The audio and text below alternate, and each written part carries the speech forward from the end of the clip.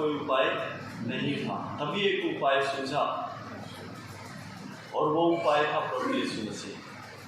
प्रभु यीशु मसीह दुनिया में आए, उसने बड़े बड़े अद्भुत आश्चर्य कर्म करे और मुर्दों को जिलाया, अंधों को दिखाया, बहरे सुनने लगे, गूंगे बोलने लगे, लगड़े चलने लगे, अधरंग से मारे हुए ठीक हो गए, पैरालाइसिस जितने भी थे वो सब प्रभु ने चंगा किया।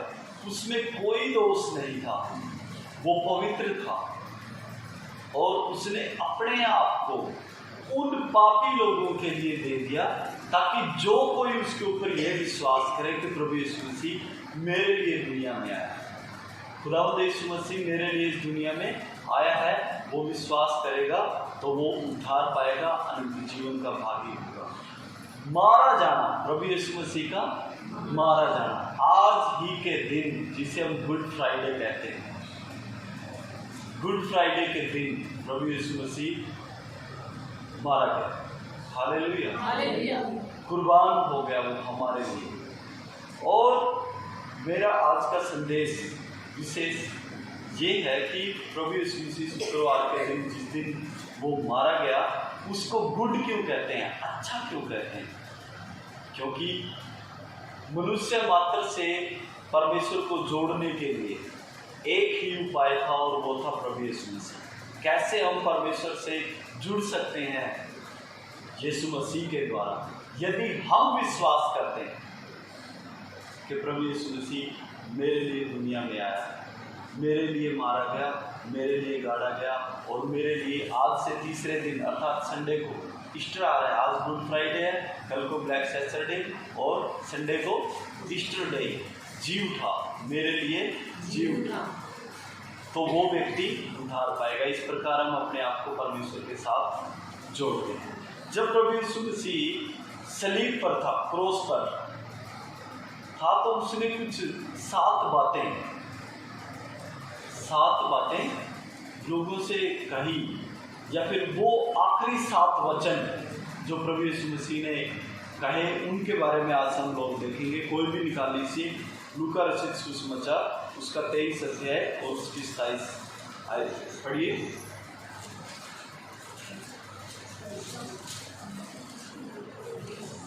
लूका 23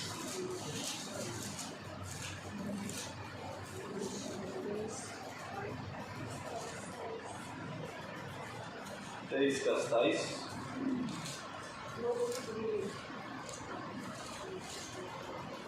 लोगों की बड़ी भीड़ उसके पीछे बोली और उसमें ऊंचे शब्द से पढ़िए, मैं पढ़ रहा हूँ। लोगों की बड़ी भीड़ उसके पीछे बोली और बहुत सी स्त्रियां भी थी जो उसके पीछे छाती पीटती और विलाप करती हुई आ रही थी। यीशु ने उनकी ओर मुड़कर कहा, पहला वाक्य, यीशु ने उनकी ओर मुड़कर कहा, हे स्त्रियों, हे पुत्रियों, मेरे लिए मत रहो। ये जो वाक्य है, ये अभी सलीब उठाकर लेकर जा रहे हैं, मैं इसको पहला वाक्य मानता हूं।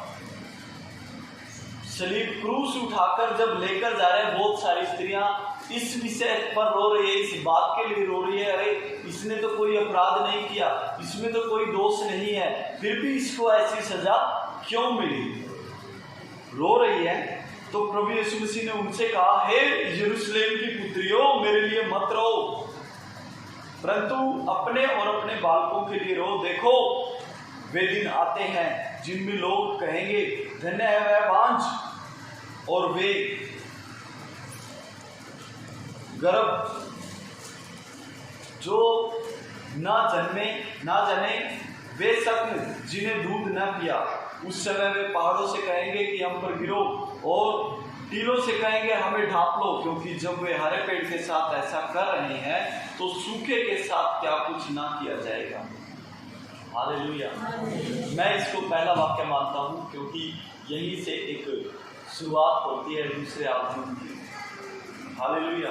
तो यीशु मसीह जब इस सलीब को, भारी सलीब को लेकर जा रहे हैं, तब लोग दुख व्यक्त कर रहे हैं और उनको पलट कर प्रभु यीशु मसीह कहते हैं, मेरे लिए मत रो, अपने बच्चों के लिए रो। जब मुझ में कोई दोष नहीं, मुझ में कोई खोट नहीं, मैं निष्कलंक और निष्पाप हूँ, मेरे साथ जब ऐसा हो रहा है तो अपने बच्चों की चिंता करो, अपने बेटे बेटियों की चिंता करो, अपने परिवार की चिंता करो, उनके लिए परमेश्वर से प्रार्थना करो कि वो बचाए जाएं, कि वो बचाए जाएं। यदि उन्होंने, दूसरे शब्दों में आज के इस समय को ध्यान में रखते हुए, हम जो खुदावंद यीशु पर ईमान रखते हैं, हम भविष्य की उन बातों को ध्यान में रखते हैं, क्योंकि भविष्य हमारे लिए आशा लेकर आता है और वो आशा प्रभु यीशु मसीह में है। जब प्रभु यीशु मसीह आएंगे, उसके लोग अर्थात धर्मी जन जो उस पर विश्वास करते हैं वो उठा लिए जाएंगे, परंतु उन दुराचारी, कपटी, व्यभिचारी और बुरे लोगों का जो खुदावंत पर विश्वास नहीं करते, और दूसरी बात वो धार्मिकता का जीवन नहीं जीते, बुराई में, गलत गलत कामों में, बुरी बुरी आदतों में, लतों में अपना जीवन जीते हैं, उनके साथ क्या होगा वो प्रभु यीशु मसीह ने बताया है। मेरे लिए नहीं, अपने बच्चों के लिए रो। यदि उन्होंने पश्चाताप नहीं किया, यदि वो नहीं मुड़े, तो वो मृत्यु मांगेंगे, मौत मांगेंगे, पर आएगी नहीं। उनके बारे में चिंता करें। हालेलुया। सेकंड वाक्य है, यदि हम लोग पढ़ते हैं तो लूका उसका 34 आयत को यदि पढ़े, 34 आयत इसी में। तब यीशु ने कहा, हे पिता, इन्हें क्षमा कर, क्योंकि ये नहीं जानते कि क्या कर रहे हैं। आमीन। हालेलुया। सलीब पर चढ़ा दिया गया, क्रॉस पर चढ़ा दिया गया।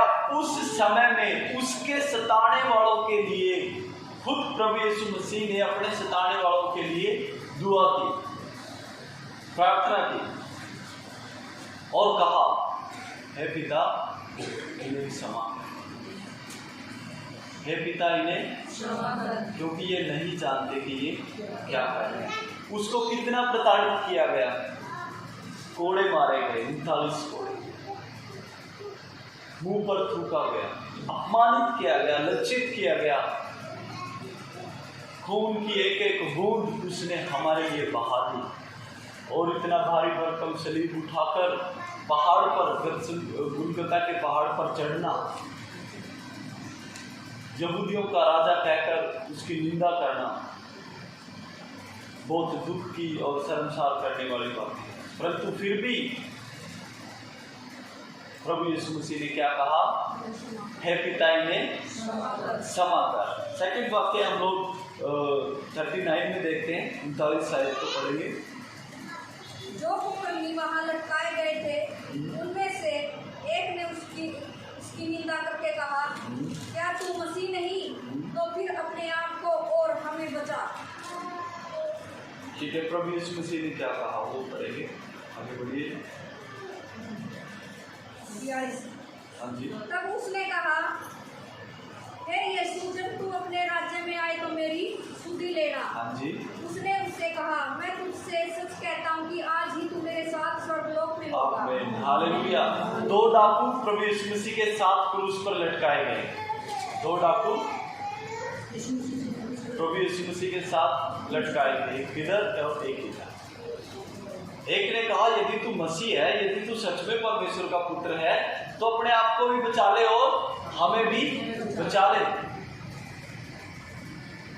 पर दूसरे ने कहा, तुझे बिल्कुल भी डर नहीं है, तुझे परमेश्वर का बिल्कुल भी डर नहीं है। हम तो अपने दोष की सजा पा रहे हैं, हमने जो अपराध किया हम उस अपराध की सजा पा रहे हैं, परंतु इसने तो कुछ भी नहीं किया, ये तो निर्दोष और पवित्र है। तब उसने विनती की, वो हाथ जोड़ने की स्थिति में नहीं था, ऐसे करके विनती करने की स्थिति में नहीं था, दोनों हाथ बंधे हुए थे। उसने कहा, हे प्रभु, जब तू अपने राज्य में आए तो मेरी सुधि लेना, मेरी सुधि लेना। ये तीसरा वाक्य है। प्रभु यीशु मसीह ने उससे कहा, तू आज ही मेरे साथ स्वर्ग में होगा, तू आज ही मेरे साथ स्वर्ग में आना जाना ये कोई स्वाभाविक बात नहीं है। और किसी को भी अपने साथ में स्वर्ग में लेकर जाना कोई स्वाभाविक बात नहीं है। हम अपने घर में भी अपने मम्मी डैडी की इजाजत के बिना किसी को ऐसे ही किसी को लेके नहीं आ सकते। स्वर्ग उसका है, पृथ्वी उसकी है। इसीलिए उसने उस डाकू से कहा जो जिसका मन पश्चाताप से भरा था, जिसका हृदय सच में परमेश्वर के प्रति अनुग्रह करने वाला था। परमेश्वर का अनुग्रह उस व्यक्ति के ऊपर हुआ। परमेश्वर ने उसके अपराधों को क्षमा करके उसको अपने साथ लिया और कहा तू आज मेरे साथ स्वर्ग में होगा। हालेलुया। एक और बात हम पढ़ेंगे मत्ती रचित सुसमाचार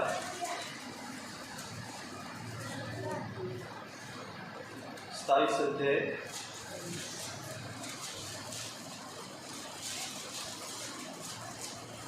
19 ये इसके बाद में तो ये भी निकाल के रखिए। यूहन्ना 19 उसका 26 आया, 26 और 27 पढ़ लीजिए। हाँ 27 निकाल के रखिए। यूहन्ना 19 पढ़ेंगे अभी।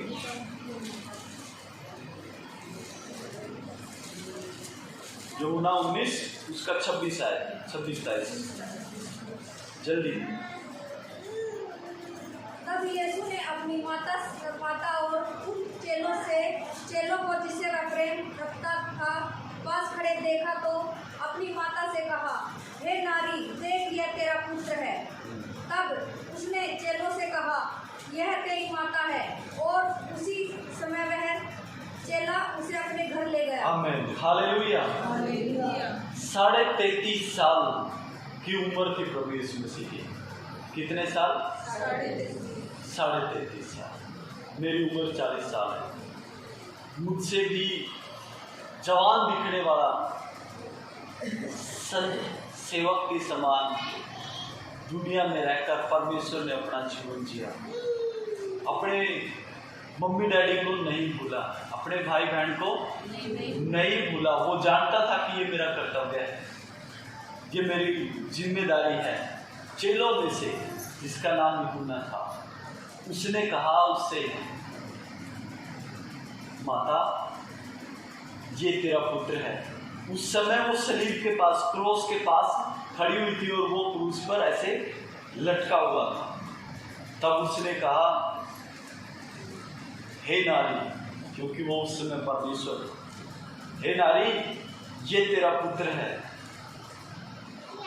अपनी जिम्मेदारी यूहन्ना को देकर गया, अपनी जिम्मेदारी यूहन्ना को देकर गया। यूहन्ना ने तुरंत प्रभु यीशु मसीह की माँ को अपनाया, मेरी माँ समझकर, अपनी माँ समझकर उसको अपने साथ अपने घर में ले गया। उसके बाद यूहन्ना 19-28 पढ़िए एक बार, इसी का 28वां वचन। इसके बाद यीशु ने यह जानकर कि अब सब कुछ पूरा हो चुका, इसलिए कि पवित्र शास्त्र में जो कहा गया वह पूरा हो कहा, मैं प्यासा हूँ। दोनों बातें, 1-2, इसीलिए कई बार 8 गिनी जाती है 7 की जगह। हालेलुया। प्रभु यीशु मसीह ने कहा, मैं प्यासा हूँ। क्रूस पर लटका हुआ है, खून पूरा बह रहा है, पूरा बदन तोड़ा हुआ है, मांस के टुकड़े लटके हुए हैं। हालेलुया। उसने कहा, मैं प्यासा हूँ। ये वाक्य सेवकों के लिए उसने इस्तेमाल किया। ये वाक्य उसने सेवकों के लिए, मैं समझता हूँ, इस्तेमाल किया। तुरंत लोगों ने प्यास बुझाने की कोशिश की, पर उसने मना कर दिया, क्योंकि उसकी वो प्यास नहीं थी। उसकी प्यास थी आत्माओं की प्यास, कि जाओ लोगों को मेरा चेला बनाओ, उन्हें पिता पुत्र पवित्र आत्मा के नाम से बपतिस्मा दो, जो बातें मैंने तुम्हें आज्ञा दी है उन्हें मानना सिखाओ। उसका कहने का तात्पर्य, मैं प्यासा हूँ, लोगों को अंधकार से, रोगों से, बीमारियों से, दुखों से, पापों से, अंधकार की शक्तियों के बंधन से छुड़ाओ। यदि वो मेरे नाम पर विश्वास करेंगे तो वो उद्धार पाएंगे। प्रभु यीशु मसीह की प्यार से और आज हम उस कार्य को पूरा कर रहे हैं। आखिर में उसने कहा पूरा हुआ, अंत में उसने कहा वो काम जो परमेश्वर ने उसे दिया था उस काम को उसने बखूबी पूरा किया। अब स्वर्ग की सामर्थ्य रखने वाला व्यक्ति यदि कोई उसका अपमान करे, उसको कोई गाली भी देता है, तो वो कुछ भी कर सकता है क्योंकि वो तो सामर्थ्य है, उसके पास तो स्वर्ग और पृथ्वी का अधिकार है। एक शक्ति से वो कुछ भी तहस नहस कर सकता है। जब पतरस ने तलवार निकाली तो सैनिकों को मारने के लिए, तब पतरस को प्रभु यीशु मसीह ने कहा यदि मैं चाहूं तो 12 पलटन फरिश्ते स्वर्गदूत यहां पर हाजिर हो सकते हैं, कुछ भी नहीं छोड़ेंगे, वो सब तहस नहस कर देंगे। वो अपने अधिकार को यहां पर दिखा रहा है गतसमनी के बाग में, पर उसने उन फरिश्तों को आज्ञा नहीं दी, उन स्वर्गदूतों को, नाश करने वाले स्वर्गदूतों को आज्ञा नहीं दी, क्योंकि ये कार्य उसे नम्र होकर, दीन होकर पूरा करना है। हालेलुया। और इस कार्य को उसने नम्र और दीन होकर पूरा किया। स्वर्गीय अधिकारी होकर, अधिपति होकर भी उसने गाड़ी के बदले गाड़ी नहीं दी, मार के बदले वापिस नहीं मारा, परंतु उन्हें क्षमा किया ताकि हम उस पर विश्वास करके उद्धार पाने वाले बने और इसी प्रकार हम भी दूसरों के लिए नमूना बने, क्योंकि हम विश्वास के द्वारा उसकी संतान है। इसीलिए उसने 6 में कहा पूरा हुआ। और 7वां वचन मत्ती पढ़िए 27-46।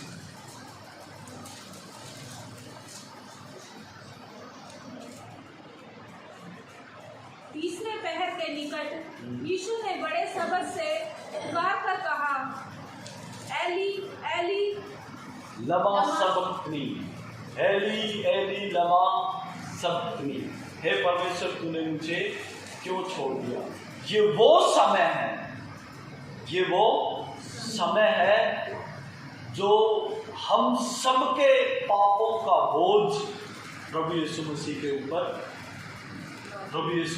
ऊपर ला दिया। जैसा कि भविष्यवाणी में लिखा हुआ था, एक मेमना जगत के पापों को अपने ऊपर लिए हुए जा रहा है। हालेलुया। हमारे अपराध, हमारे रोग, हमारी बीमारियां, हमारी तकलीफें प्रभु यीशु मसीह ने अपने ऊपर उठा ली। यदि आज आप इस बात पर विश्वास करते हैं तो इन रोगों का, इन बीमारियों का, इन तकलीफों का, इन पापों का आपके जीवन में कोई हक नहीं है।